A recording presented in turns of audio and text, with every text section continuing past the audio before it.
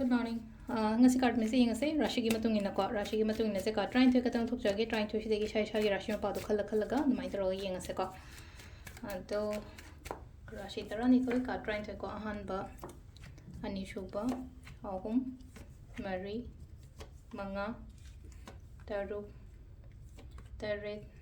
निपान मापन तरा तरा माथोई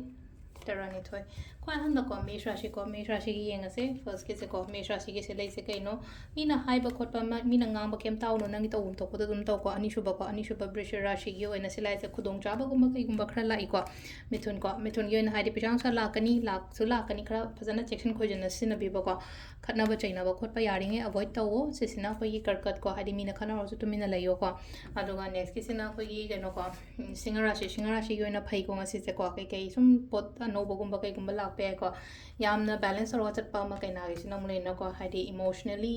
चटपा यादे को खतंग प्रैक्टिकल ओइबा थबक तो मतम द को सिसिना को तुला पेशेंस लेयो को सावो को पयादे को याम नुआइना लाइ को सीजन प्रोजेक्ट सिना मु हाइडी हर हराउ ते याम नुआइबा को फैमिलीज को पुनबा को प माइन तोरा को धनु गिसे मग टेंशन स्ट्रेस कुम्बा कईगुम्बा याम लेबा ओइना ओइबा दों का टेंशन स्ट्रेस कुम्बा खरा लेइ को सिले जे को तो कई वरीज में आमले नुआइ तब किसा जे कीबा पाखत को प माइन तोरा ग लेबा दो अदुगा कइसुदि तौर को फादी फागनी को सिना अखोगी मकर राशि की थबक से डिले ओइबा ngasi से खतंग डिले ओइबा स्टक तौरगा लेबा अइना खलिबा निमित से हाइतारे ngasi पामे हारो ngasi की मोता हयेनी खंगदे हंगजेनी खंगदे अदुमाइ तौरगा लापा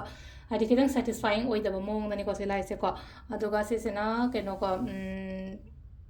कुंभ राशि की से लेसे अदुम की साइड की फेवर कई अदुमाइन लापो ओइरी को थब इंखांग से अइना लांद्रगदि अइना सोइद्रगदि अइंगोंद लापा हाइबदुनि को सिसे अदुगा लास्ट की मिन